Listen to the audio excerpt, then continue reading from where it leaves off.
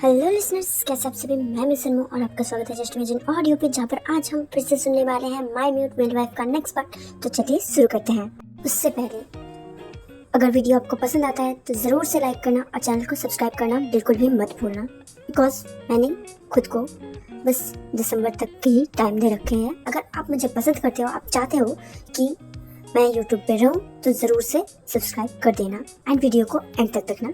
इस बार सच में चलिए शुरू करते हैं। कहानी की शुरुआत में हम देखते हैं आयुष की माँ को। वो नीचे आती हैं एंड वो उनको एक गुस्सा आ रहा था जिया को देख के, एंड वो उस गुस्से वाली नजरों से ही जिया को देखने लगती है। जिया ने तभी तक उन्हें नोटिस नहीं किया हुआ था। वो सीढ़ियों से नीचे आती हैं एंड जिया के पास आती है। उसके बाद जिया उन्हें देख के उनके सम्मान में वो खड़ी हो जाती है और बोलती हैं, आंटी जी आपको कुछ बोलना है मुझे। देन आंटी जी बोल देती है, तुम झूठ बोल रही हो, इतना बड़ा एलिगेशन तुम मेरे बेटे के ऊपर कैसे लगा सकते हो बिना किसी प्रूफ के। ये सुन के जिया वो आयुषी एंड प्रिया की तरफ देखने लग जाती है। उसके बाद वो आयुष की माँ की तरफ देखती है एंड वो अपने पेट पे हाथ रखते हुए बोलती हैं, प्रूफ है ना ये। एंड वो अपने बच्चे की तरफ इशारा कर रही थी। हाँ पता है, एक्चुअली में वो प्रेग्नेंट नहीं है। मेरी खुद की पर्सनल स्टोरी है, फेवरेट वाली, तो मुझे कैसे नहीं पता होगा। कहानी पे वापस आते हैं। जिया वो अपने पेट को सहलाते हुए बोलती है, ये रहा ना प्रूफ। ये सुन के उसकी माँ वो बोलती है, मुझे अपने बेटे पे पूरा भरोसा है, वो ऐसा कुछ कर भी नहीं सकता। ये सुन के जिया वो बैठ जाती है एंड वो बोलती है, मतलब आपको पूरा भरोसा है कि आपका बेटा ऐसा कुछ नहीं कर सकता? मतलब आप खुद ही बोल रहे हो कि आपका बेटा वो नामर्द है।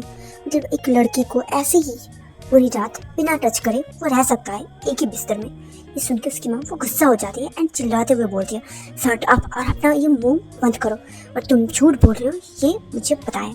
मैं अपने बेटे पे पूरा भरोसा करती हूँ और ये तुम मेरे इस भरोसे को गलत प्रूफ नहीं कर सकती हूँ, क्योंकि मेरा बेटा है वो और मैं उसे सबसे अच्छे से जानती हूँ। मेरा खुद का खून है ना, तो तुम उसे मुझसे तो अच्छे से नहीं जानोगे। ये सुन के जिया वो बोलती, आंटी जी कैसी बातें कर रही हो? मैं बोल रही हूँ ना, मेरे पेट में, मेरे कोख में उसका बच्चा है, आपका पोता या फिर पोती आने वाली है। उसकी माँ गुस्से से बोलती है, मुझे नहीं चाहिए तुमसे मेरा पोता पोती, तुम यहाँ से निकल जाओ। देन उसका हाथ पकड़ती है एंड उसे खींच के उठाती है एंड उसे घर से बाहर निकाल देती है। देन गार्ड्स को बुलाती हैं एंड उसको पकड़ के बाहर फेंक के आने के लिए बोल दिया जाता है। देन वो गार्ड्स उसे पकड़ लेते हैं एंड घर से बाहर कर देते हैं, मतलब मेन एंट्रेंस से भी बाहर। जिया इतना डीप कि वो वहीं पर बैठी रहती है रोड पे, मतलब बाहर वाले रास्ते पे वो बैठी रहती है अपने घुटनों को पकड़ के, एंड वो बहुत ज़्यादा इंसल्टेड फील कर रही थी, बट फिर भी ढीठ की तरह, जैसे कि कोई डिग्निटी ना हो, वो ऐसे ही बैठी रहती है उसके ऊपर, मतलब ज़मीन के ऊपर।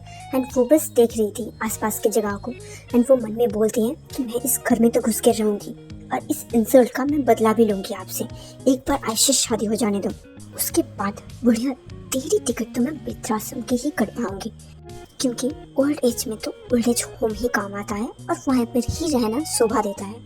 और उस आयुषी वो अगर कुछ बोलने की कोशिश भी करती है तो उसे घर से बाहर निकाल दूंगी।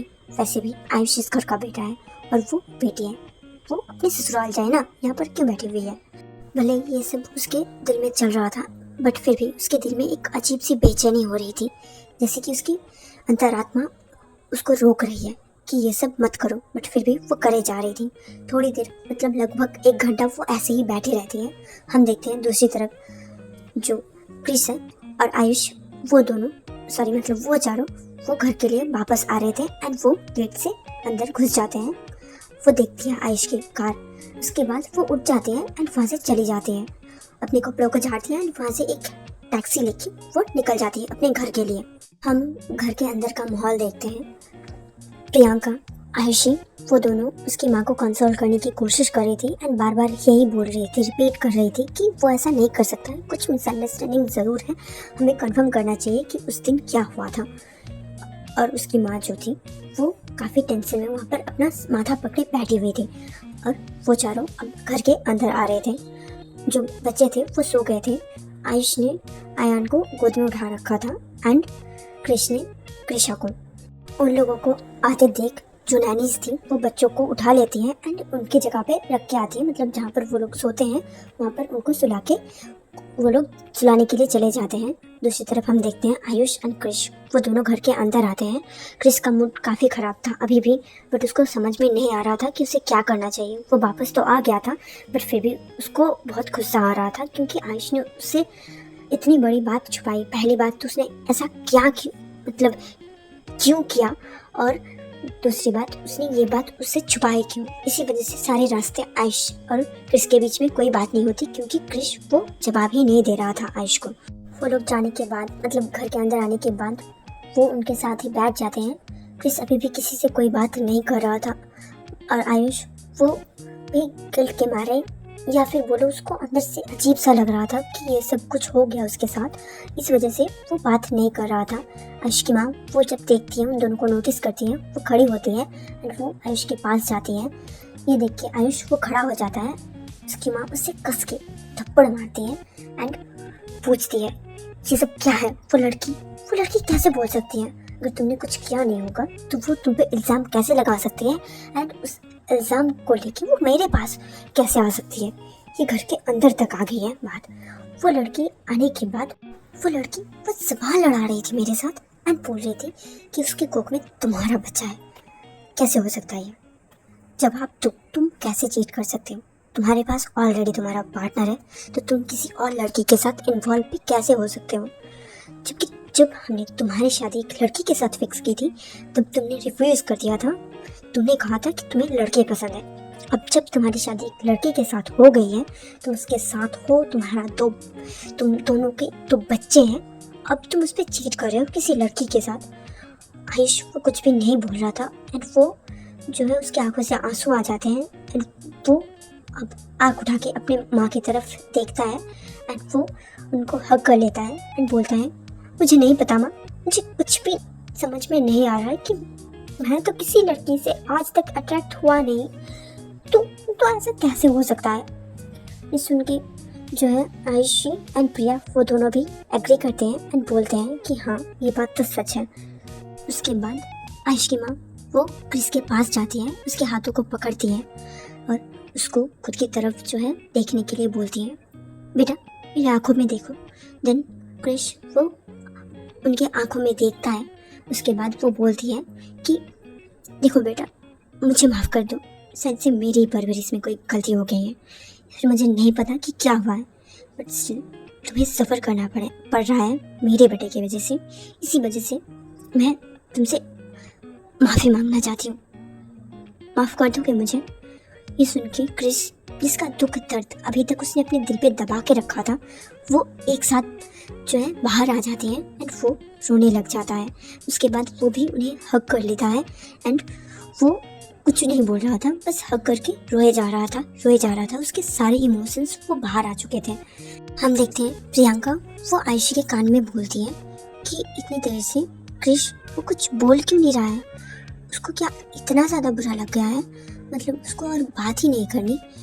ये सुन के आयुषी वो उनके करीब जाती है एंड बोलती है क्रिश अगर तुम्हें गुस्सा आ रहा है तो निकाल दो, इसको मारो पीटो गालियाँ दो, जो मन चाहे वो बोलो, तुम जितनी कड़वी बातें बोल सकते हो वो बोलो, ऐसे चुप मत रहो, ऐसे डराओ मत हमें। ये सुन के क्रिश वो बस रो रहा था और कुछ भी नहीं बोल रहा था, बस उसकी आंखों से आंसू आए जा रहे थे, बट उसके मुंह से एक आवाज़ भी नहीं निकला था। आयुषी वो क्रिस के फेस को पकड़ती है एंड वो बोलने लगती है बातें करो, ऐसे चुप मत रहो और मैं डराओ मत।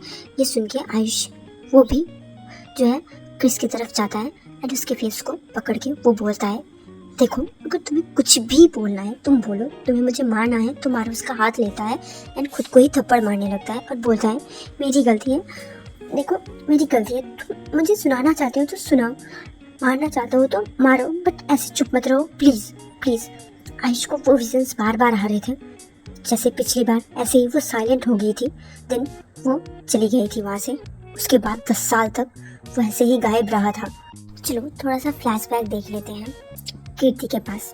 जब आयुषी ने कॉल किया था लगभग 2 से 2.5 घंटा पहले, कीर्ति फ़ोन रख देती है। देन थोड़ी देर वो सोचती है कि शायद से क्रिश वो आ जाएगा यहाँ पर, बट वो नहीं आता है। वो लगभग 2 घंटा, शायद 2 नहीं 1.5 घंटा वेट करती है क्रिस का, देन उसके बाद वो अपने पेरेंट्स को वो कॉल करती है एंड पूछती है कि क्रिश कहाँ है, उनको पता है क्या। बट क्रिश अगर कांटेक्ट करता भी था, मतलब कभी कभी वो बात कर भी लेता था कीर्ति के साथ, बट उसके पेरेंट्स के साथ वो ज़ीरो कांटेक्ट में था। वो कभी भी उनसे बात नहीं करता था उसके मेमोरी वापस आने के बाद से। और कीर्ति से जब भी वो बात करता, मतलब वो आयशी या फिर किसी और को ऐसे ही कॉल कर रही थी, मतलब उसका वो कैसा है नहीं है ये जानने के लिए, तभी वो कभी कभार बात कर लेता था, ऐसे नहीं करता था। देन वो थोड़ी देर वेट करने के बाद, मतलब 1.5 घंटा तक उसने वेट किया था, उसके बाद वो निकल जाती है घर से। थोड़ी देर तक वो अपने ही जो है इलाके में आस पड़ोस में घूमने लगती है, अपने घर से ही इधर उधर रास्ते में वो देखते जा रही थी, या फिर किसी व्हीकल्स में अगर आ रहा है वो उसके पास, वो ऐसे ही नज़र मारते हुए जा रही थी, या फिर रास्ते में फुटपाथ में, बट उसको नहीं मिला वो। देन वो गाड़ी घुमा लेती है क्रिस और आयुष उनके घर की तरफ। देन थोड़ी देर बाद वो भी उनके घर पहुंच जाती है। जब आयुष और आयशी दोनों ही कोशिश कर रहे थे कि क्रिस कुछ बोल दे, कीर्ति वो कमरे के अंदर आ जाती है, सॉरी कमरा नहीं, वो घर के अंदर आ जाती है एंड वो देखती है कि क्रिस को ऐसे ही आयुष उसके फेस को पकड़ के बार बार उससे बात करने की कोशिश कर रहा था, बट वो कोई रिस्पॉन्ड नहीं कर रहा था, बस रोए जा रहा था। ये देख के, ये सिनेरियो देख के उसको जो है अजीब सा लगता है, तो वो भाग के जाती है। हम थोड़ा सा क्रिश के पीओवी देख लेते हैं। उस ऑफिस रूम में जब जिया ने उसे सब कुछ बोल रहा था कि ऐसे वो उसकी हस्बैंड के बेबी के साथ प्रेग्नेंट है, ये सुनकर उसे काफ़ी ज़्यादा गुस्सा आया था एंड वो घर से निकल गया था। बट अब उसके बच्चे को देख के वो थोड़ा सा जो है शांत हो गया था, बट स्टिल ये जो है ये चीज़ वो सहन नहीं कर सकता था।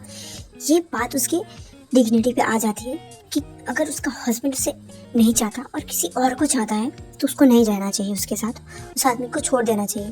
बट वो चला गया था, और उसके बाद जब वो वहाँ से चला गया था और आयुष उसे ढूंढने के लिए गया था, तब वो चला तो आया था, बट स्टिल उसके दिमाग में यही चल रहा था कि वो कैसे उसे चीट कर सकता है, और वो चीज़ उसके दिमाग में जो है पूरा वक्त चलता ही रहा। इस वजह से जो है वो काफ़ी ज़्यादा स्ट्रेस उसने ले लिया था, जिस वजह से फिर से उसकी आवाज़ वो चली गई थी, क्योंकि वो इमोशनली जब भी डिस्टर्ब हो जाता है तब ऐसा उसका हो जाता है।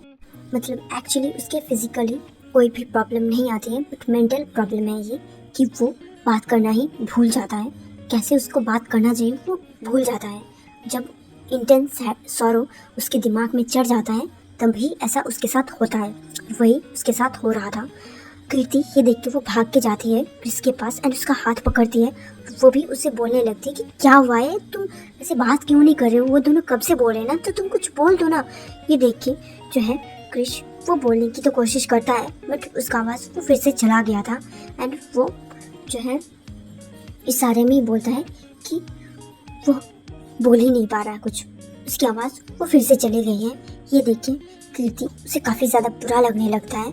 गाइस, मैंने थोड़ी देर पहले एक गलत बोल दिया है, मतलब मैंने बोला था कि 10 साल के लिए सेपरेट हो गए थे, वो एक्चुअली 8 साल है एंड बेबी के आने के बाद वो 2 साल लेके वो 10 साल होता है। खाने पे वापस आते हैं, क्रिस कुछ भी नहीं बोल पा रहा था, जिस वजह से सभी लोगों का एक अजीब सा झटका लगा था। आयुष वो खुद ही अपने आप को मारने लगता है, अपना सर जो है सर को ऐसे अपने हाथों से हिट करने लगता है और बोलता है कि मेरी ही गलती है, सब कुछ मेरी ही वजह से हुआ है, अगर तुम्हारी लाइफ में ना होता ना तो ऐसा कुछ भी नहीं होता। प्रिया वो आयुष को उठाती है, मतलब वो ऐसे ऐसे बोलते बोलते वो नीचे बैठ गया था और प्रिया उसे उठाती है एंड बोलती है शांत हो जाओ, जो प्रॉब्लम आई है उसे सॉल्व करो, ऐसे माथा पीटने से कोई काम नहीं बनने वाला है। क्रिश तुम प्लीज़ बोलने की कोशिश करो, और तुम जो कुछ भी हुआ है देखो, मुझे पूरा भरोसा है कि आयुष ऐसा कुछ भी नहीं कर सकता है।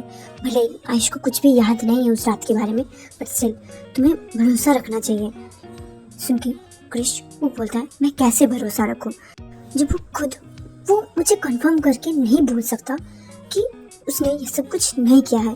अगर वो बोल देगा अपने मुंह से एक बार कि नहीं क्रिश मैंने ये नहीं किया है, तो मैं मान जाता ना, बट वो तो खुद ही कंफर्म नहीं है, तो मैं कैसे कंफर्म हो सकता हूँ। और अगर उसने मुझे चीट किया है तो मैं उसके साथ नहीं रह सकता। ये प्रूफ हो जाने के बाद कि उसने मुझे चीट नहीं किया, उसके बाद से मैं उसके साथ ठीक जैसे मैं रहता था वैसे ही रहने वाला हूँ। तब तक करिए जब तक कुछ कंक्लूजन में हम नहीं आ जाते, तब तक मैं अपने बच्चों के कमरे में रहने वाला हूँ। उसके सामान वो अभी तक उसने कमरे में शिफ्ट नहीं किया था, उसके बैग्स वो बाहर रखे हुए थे। एंड वो जो है एक सर्वेंट को ऑर्डर देता है। सारे सर्वेंट्स को उनको साइन लैंग्वेज आते थे क्योंकि कुछ साल पहले भी वो म्यूट रह चुका था। ये सुन के जो है सर्वेंट्स वो उसके बैग्स उसके बच्चों के कमरे में, मतलब उसके बच्चे के सारे सामान रहते थे। रात को भले वो कहीं पर भी सोते थे बट वहाँ पर उनके सामान रहते थे। उनको क्या बोलते हैं उस रूम को, वो नाम मुझे नहीं याद आ रहा है, शायद से बेबी रूम या फिर नर्सरी रूम कुछ तो बोलते हैं, but I am not confirm कि क्या बोलते हैं। उसी कमरे में एक बेड भी था ताकि वहाँ पर बच्चे खेल सकते हैं आराम से। तो वहाँ पर ही वो शिफ्ट हो गया था एंड बच्चे भी वहाँ पर ही रहने वाले थे उसी के साथ। क्या लगता है आपको आयुष खुद को इनोसेंट प्रूव कर पाएगा या फिर नहीं? जानने के लिए बने रहिए हमारे साथ, मतलब मेरे साथ, और आप भी मेरे साथ, तो हम हो गए ना। आज की कहानी मैं यहीं पर खत्म करती हूँ। आई होप आपको पसंद आया होगा। अगर पसंद आए तो ज़रूर से लाइक करना, चैनल को सब्सक्राइब करना बिल्कुल भी मत भूलना। अगर भूले ना तो मैं तो छोड़ के चली जाऊँगी, बिकॉज तुम्हारे हाथ में है कि तुम मुझे चाहते हो या फिर नहीं। अगर नहीं चाहते हो तो सब्सक्राइब मत करना, वीडियो को लाइक भी मत करना। अगर लाइक और सब्सक्राइबर बढ़ते हैं तो मैं रहूँगी, वरना नहीं रहने वाली। मुझे भी अपने करियर को आगे बढ़ाना है, इस पर मैं अपना टाइम वेस्ट नहीं करूँगी। वैसे भी स्टोरी वो सोचने में, लिखने में, बनाने में बहुत टाइम लगता है। आप ही सोचो ना, जिसके सब्सक्राइबर वीडियो से इतना ज़्यादा कम हो, लगभग 50 से भी ज़्यादा डिफरेंस हो, तो कितना ज़्यादा डिमोटिवेशन होता है इंसान के अंदर। मतलब मैंने कई बार ऐसा सोचा था कि मैं छोड़ दूंगी, बट जब मैंने बोला था कि मैं 1 साल दूंगी तो 1 साल कंप्लीट हो जाएंगे 4 दिसंबर को। अगर आप नहीं जानते तो इस साल के एकदम ओल्डेस्ट वीडियो पे जाओ, वो देख लेना। वो 4 दिसंबर को ही पोस्ट हुआ था एंड लास्ट भी हो जाएगा उसी दिन, अगर आप लोगों ने सपोर्ट नहीं किया। और मैं थैंक यू कहना चाहूँगी जिन लोगों ने मुझे सब्सक्राइब किया है और करेंगे उनको भी। एंड पिछले वीडियो पे रिस्पॉन्ड काफ़ी अच्छा था, मतलब व्यूज़ बहुत ज़्यादा आए थे, बट उस हिसाब से ना ही सब्सक्राइबर बढ़ा है और ना ही मुझे वॉच टाइम मिला है। उसका एवरेज पता है वॉच टाइम एक जन का कितना था? 18 सेकंड। मतलब क्या ही फ़ायदा इतने लंबे वीडियो बनाने का अगर आप लोग देखेंगे बस 18 सेकंड तक। मतलब एवरेज 18 सेकंड है अब तक, जब तक मैं ये वीडियो बना रही हूँ उस हिसाब से। और उसमें वॉच टाइम, मतलब इतने व्यूज़ के हिसाब से आपको क्या लगता है कि कितना वॉच टाइम बढ़ा है? जस्ट 4 घंटे। Are you serious? लाइक मेरे दूसरे वीडियो में उससे ज़्यादा है। इतनी व्यूज़ आके भी क्या ही फ़ायदा अगर आप लोग एंड तक नहीं देख रहे हो तो। एंड तक अगर आप यहाँ तक कोई देख रहा हो तो प्लीज़ कमेंट में बताओ कि हाँ यहाँ तक देखा है हमने। वो जो होता है ना, एक ऑप्शन होता है कि आप टाइम ऐसे लगा के बोल सकते हो, तो अभी उसमें जो है क्लिक करो एंड बोलो कि हाँ मैंने यहाँ तक देखा है। मैं भी देखना चाहती हूँ कि किसने किसने यहाँ तक देखा है। हाँ हाँ क्यों ही करोगे मुझे कमेंट? नहीं करना है ना? ठीक है, मत करना। तुम अगर ऐसे ही ढीठ रहोगे, मैं एक तरफा कितने दिन ही दे जाऊँगी। ऐसे ही मैंने बोल दिया कि इतना ही मेरा लिमिट है। अगर आप लोग नहीं कर रहे सपोर्ट तो मैं चली जाऊँगी। वैसे भी मुझे अपना करियर तो सेट करना ही है ना। अगर यहाँ पर नहीं हो रहा है तो किसी और साइड से मुझे करना है, तो मैं इधर टाइम वेस्ट नहीं करूँगी। अगर एक तरफा ही रह गया तो जिसमें हम इन्वेस्ट करेंगे तो उसमें तो रिटर्न कुछ आना चाहिए। ऐसे तो वेले हम इन्वेस्ट नहीं कर जाएंगे ना। और एक बात मुझे कहनी थी जो मैं पिछले 3 से 4 वीडियो से मतलब बोलना चाहती हूँ, बट मैं भूल रही हूँ। तो किसी ने मुझे कमेंट में बोला था कि बैड लाइफ करके कुछ है जो एक्सप्लेन करने को, तो मैं बता देती हूँ कि मैं किसी भी तरीके की स्टोरी को एक्सप्लेन नहीं करती हूँ। ये जो स्टोरीज़ है वो मेरे खुद के क्रिएशन है, मतलब ये सारी स्टोरी वो मैं ओन करती हूँ। ये मेरे खुद के स्टोरी है, खुद के लिखे हुए स्टोरी नरेट भी मैं खुद ही करती हूँ। और मैं किसी और के लिखे हुए स्टोरी, मतलब मुझे जितना लगा कि वो किसी कॉमिक बुक, मतलब मांगा या फिर मानवा ऐसे टाइप का कुछ है, तो मुझे नहीं पता कि मांगा है या फिर मानवा है, बट वो मैं एक्सप्लेन नहीं करती हूँ। अगर आप चाहते हो तो आप खुद की स्टोरी वो मुझे अपनी स्टोरी लाइन दे सकते हो, उसका मैं खुद से स्टोरी बना के मैं पोस्ट करूँगी। मैंने पहले भी एक पोस्ट करी थी, उसके बाद से मेरे पास कोई रिक्वेस्ट नहीं आया था। वो मुझे इंस्टाग्राम पे आया था। इंस्टाग्राम वो आपको मेरे चैनल में मिल जाएगा, अबाउट सेक्शन में या फिर डिस्क्रिप्शन में भी मिल जाएगा। एकदम एंड में देखना इंस्टाग्राम का लोगो रहेगा, वो उसमें क्लिक करना, मेरे इंस्टाग्राम में डायरेक्ट पहुँच जाओगे। उसके बाद तुम मुझे डीएम कर सकते हो। और किसी ने कहा कि ये स्टोरी इंटरेस्टिंग है, उसके लिए भी थैंक यू। मुझे नहीं पता कि आप लोग यहाँ तक देखोगे या फिर नहीं, बट मैं दिल से थैंक यू बोलना चाहूँगी उनको जिन्होंने मुझे सपोर्ट किया है। और वीडियो में यहीं पर एंड करती हूँ। Thank you for watching, bye bye.